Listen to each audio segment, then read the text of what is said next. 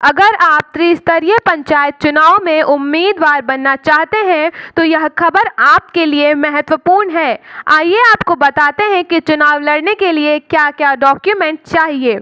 जिलाधिकारी सुल्तानपुर रवीश गुप्ता की माने तो इस चुनाव में प्रत्याशी बनने के लिए संबंधित पद का नामांकन फॉर्म खरीदना जरूरी है। प्रत्येक पद के लिए अलग अलग मूल्य के फॉर्म संबंधित विभाग में उपलब्ध हैं। इसके अलावा जमानत धनराशि जमा करने के लिए बैंक चालान करना आवश्यक है। नामांकन फॉर्म के साथ साथ एक शपथ पत्र भी भरना जरूरी है, जो कोर्ट के आदेश से भरा जाएगा। इस शपथ पत्र में संपत्ति आय का विवरण एवं आपराधिक इतिहास समेत तमाम जानकारियां प्रत्याशियों को स्वयं देनी होगी। इस शपथ पत्र को नोटरी अधिकारी अथवा नायब तहसीलदार से प्रमाणित करवाना जरूरी होगा। आरक्षण का लाभ लेने वाले प्रत्याशियों को जाति प्रमाण पत्र देना होगा, तभी वे चुनाव में हिस्सा ले सकेंगे। इसके अलावा जिस निकाय के चुनाव में आप प्रत्याशी बनने जा रहे हैं, उस निकाय का नो ड्यूज सर्टिफिकेट देना भी अत्यंत आवश्यक है। इसके साथ ही प्रत्याशी और प्रस्तावक की जानकारी के लिए मतदाता सूची भी इसके साथ संलग्न करना है, ताकि प्रत्याशी और प्रस्तावक सही स्थिति का पता लग सके। इसके अलावा स्क्रूटनी के दौरान यदि कोई विवाद की स्थिति आती है तो रिटर्निंग ऑफिसर द्वारा मांगे गए प्रमाण पत्र देना जरूरी होगा। अब आइए आपको वो महत्वपूर्ण जानकारी देते हैं जिसको लेकर लोगों में असमंजस की स्थिति है। जी हाँ, हम बात कर रहे हैं चरित्र प्रमाण पत्र यानी कैरेक्टर सर्टिफिकेट की। इस चुनाव में कैरेक्टर सर्टिफिकेट यानी चरित्र प्रमाण पत्र की कोई ज़रूरत नहीं है, बल्कि ऊपर बताए गए पत्रों में आपको अपने ऊपर लगे आपराधिक इतिहास की जानकारी स्वयं देनी होगी। अगर उसमें भी विवाद की स्थिति आती है या जांच कराने की आवश्यकता होगी तो उस संभावित प्रत्याशी का पुलिस वेरिफिकेशन कराया जाएगा, यानी कि आम प्रत्याशी को इस चुनाव में कैरेक्टर सर्टिफिकेट बनवाने की कोई आवश्यकता नहीं है।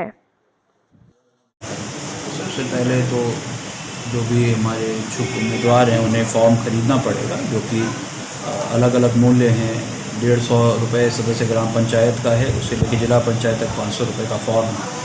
और साथ में एक ज़मानत की धनराशि या तो बैंक चालान से या तो बहुत अर्जेंसी होगी तो आगे चल के तहसील पे वो ट्रेजरी की रसीद भी होगी उपलब्ध, वो भी अलग अलग राशियाँ हैं। ग्राम पंचायत सदस्य का 500 रुपये है, जिला पंचायत का ये लगभग 4,000 रुपये के लगभग है। तो ये इस प्रकार से जमा करना पड़ेगा। उसके साथ ही एक नामांकन फॉर्म के साथ साथ एक शपथ पत्र होता है, जो कि कोर्ट के आदेश से भरा जाता है। उस कोर्ट के आदेश के अनुसार 2 तरह के अनुलग्नक हैं। एक ग्राम पंचायत सदस्य का अलग है, एक का है, और अन्य सभी के लिए अनुलग्नक एक है, जो कि ज़्यादा डिस्क्रिप्टिव है, ज़्यादा बड़ा है। उसमें उनका पूरा एक तरह से संपत्ति आय का ब्यौरा, उनका आपराधिक इतिहास आदि सब वो है। शपथ पत्र को स्वेयर कराना है किसी या तो नोटरी से या तो किसी तहसीलदार नायब तहसीलदार लेवल के अधिकारी से स्वेयर कराना है। उसके साथ साथ यदि आरक्षण का लाभ ले रहे हैं फॉर्म के क्रय में भी या फिर जमानत में या लड़ने के लिए सीट के लिए, तो उसके लिए अपनी जाति का प्रमाण पत्र उनको देना पड़ेगा।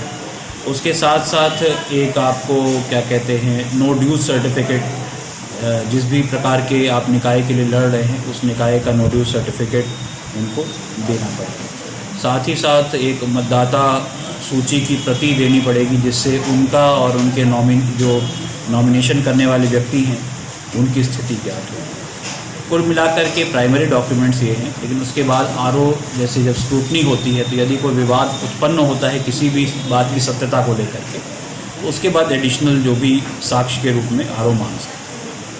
पंचायत चुनाव में पुलिस वेरिफिकेशन क्या अनिवार्य है कि नहीं? नहीं, नामांकन फॉर्म के साथ पुलिस की कोई आख्या आपको नहीं लगानी है। केवल अपने जो एनेक्चर 1 में जो भी आपराधिक इतिहास है वो अभ्यर्थी को स्वयं घोषित करना है।